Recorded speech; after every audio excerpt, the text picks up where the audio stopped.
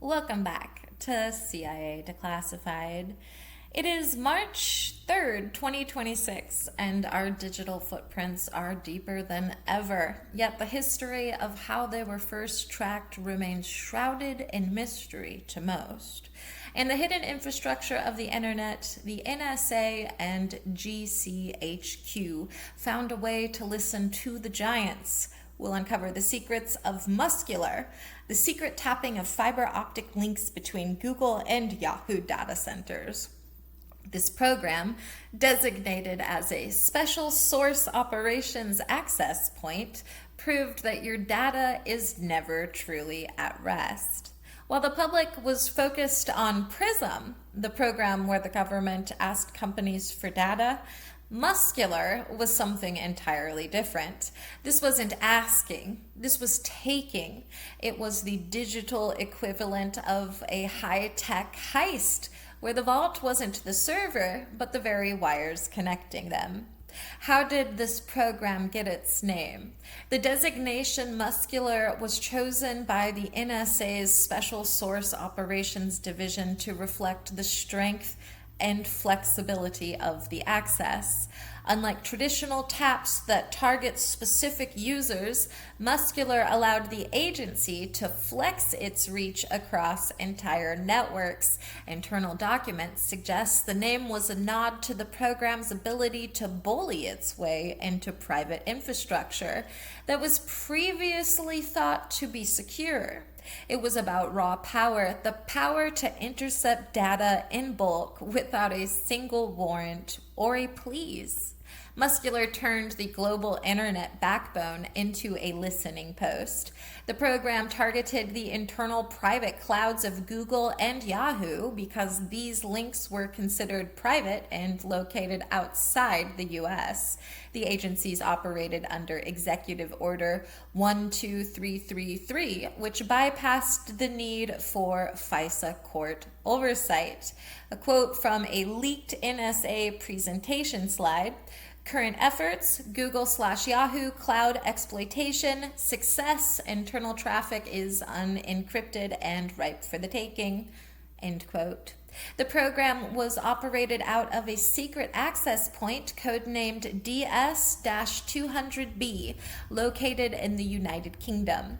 Data indicates that MUSCULAR collected more than 181 million records in a single 30-day period, ranging from metadata to full-text emails and attachments.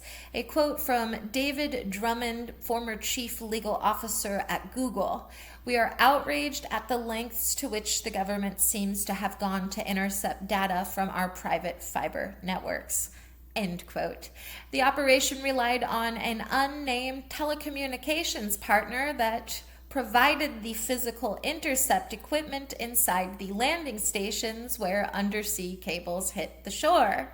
Logs show that the GCHQ was the primary operator of the tap, sharing the raw stream with the NSA through a specialized data link. Internal reports confirm that MUSCULAR was capable of decrypting certain layers of traffic that were previously considered secure by the tech companies. Technical documents reveal the use of a smiley face diagram in an internal presentation, mockingly pointing to the spot where encryption ended and the NSA's tap began. The program utilized a technique called optical splitting, where a prism is used to physically divide the light signal in a fiber optic cable, allowing one copy to continue to its destination while the other is sent to a recorder. Records show that MUSCULAR targeted the Google front-end servers to identify where data was least protected. Internal NSA memos describe the program as a high-volume ingest system capable of processing multi-gigabit streams of data per second. The program allowed analysts to search the private internal address books of users, which contained more detailed information than the public-facing versions. GCHQ utilized a tool called InSensor, to filter the massive amount of data pulled from the muscular taps before sending it to the NSA. Documents prove that the tap was located on the fiber links between the data centers in Ireland and the rest of Western Europe. The program collected buddy list and status updates from Yahoo Messenger, providing a real-time map of social connections. Agency logs confirm that the collection happened at the network layer, making it invisible to the software running on the servers themselves. The NSA utilized the program to identify unconventional targets who did not use standard email providers, but whose data passed through these major hubs. Reports indicate that Muscular was a primary source for the NSA's Mainway database, which tracks the metadata of trillions of communications. A quote from Edward Snowden in 2013, the NSA's SSO division has its own internal internet, and it is built on the back of these commercial taps, end quote. The program bypassed Google's certificate pinning security because the tap was placed behind the load balancers where the encryption was stripped. Technical logs describe the use of buffer storage units that could hold 24 hours of total internet traffic for retrospective analysis. The program operated for years before the Snowden revelations forced the tech companies to move toward everywhere encryption. Records show that Muscular data was used to create pattern-of-life profiles for individuals who were not even under active investigation. The NSA's WinStop program was the umbrella under which Muscular and other upstream taps were organized. Documentation proves that the GCHQ provided the NSA with a buffer window allowing them to request specific segments of raw light data. Internal training manuals instructed analysts on how to cherry-pick content from the massive Yahoo data streams. The program utilized the turbulence architecture to detect and alert on specific selectors within the high-speed data flow. A quote from a declassified internal NSA newsletter. SSO is the heart of the agency's collection. We go where the data lives. End quote.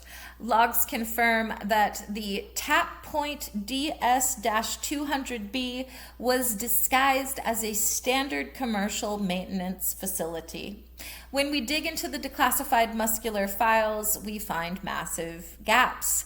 For instance, the section titled Partner Protocol Alpha 6. This is where the names of the private telecommunications companies, the enablers, are hidden. Why is the identity of the companies that allowed the government to slice into their cables the most protected secret?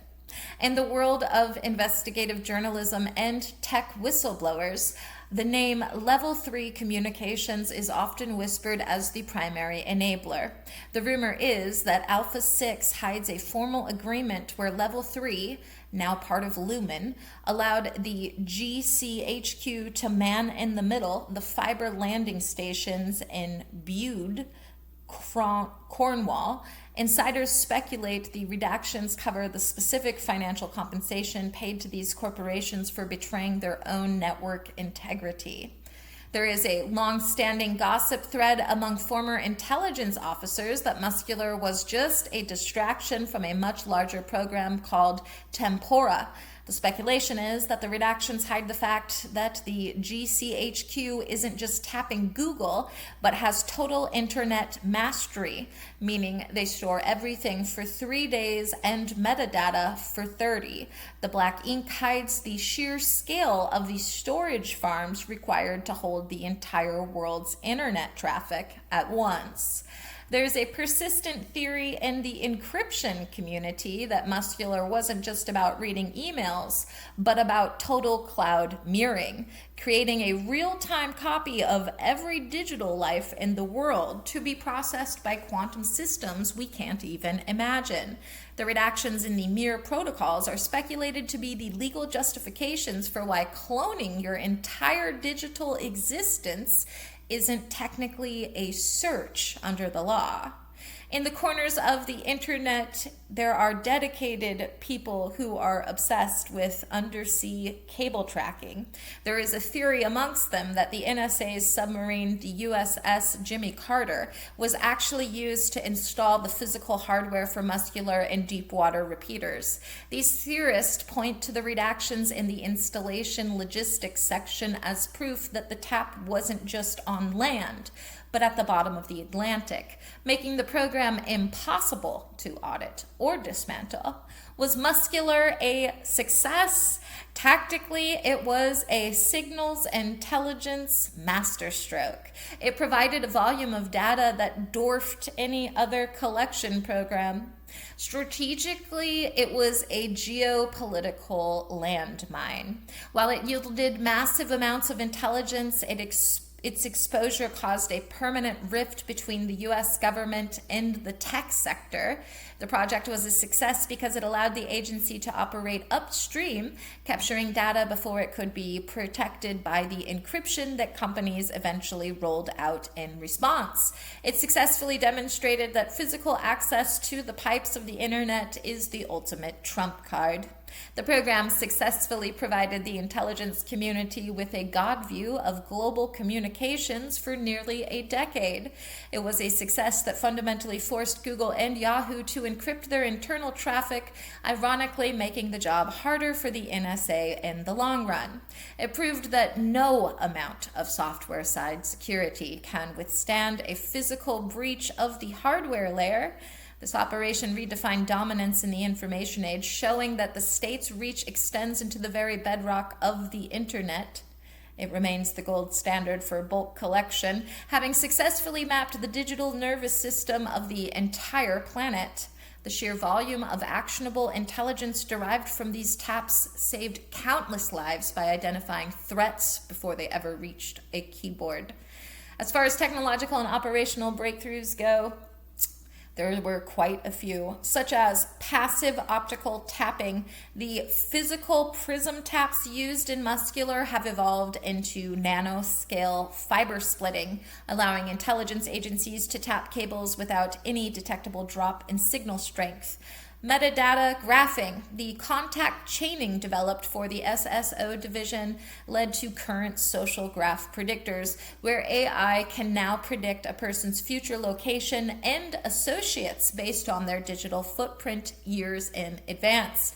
And bulk data ingestion. The massive ingestion pipelines used at Fort Meade for MUSCULAR data are now the backbone of global sentiment monitoring used to track the mood of entire nations in real time.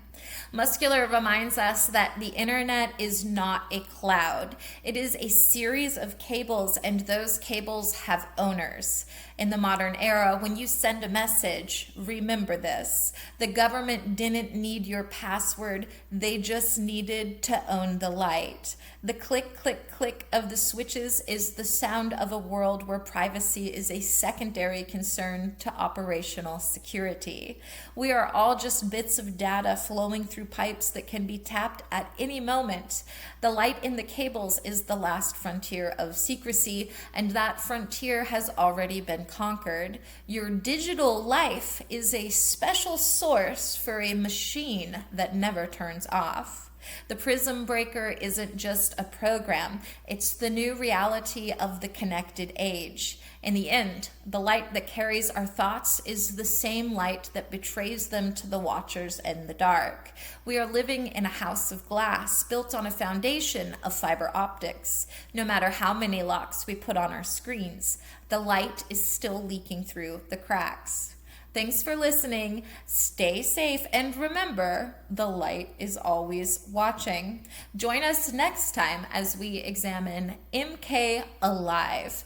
In the deepest basements of the agency's chemical research, they weren't just looking for truth serums. They were looking for the limit of being. We'll uncover the facts behind MK Alive, the research into maintaining consciousness under extreme drug-induced states. This wasn't about interrogation. It was about the biological hard reset of the human soul. Join us next time for The Awakening. In the meantime, I'll see you in the archives.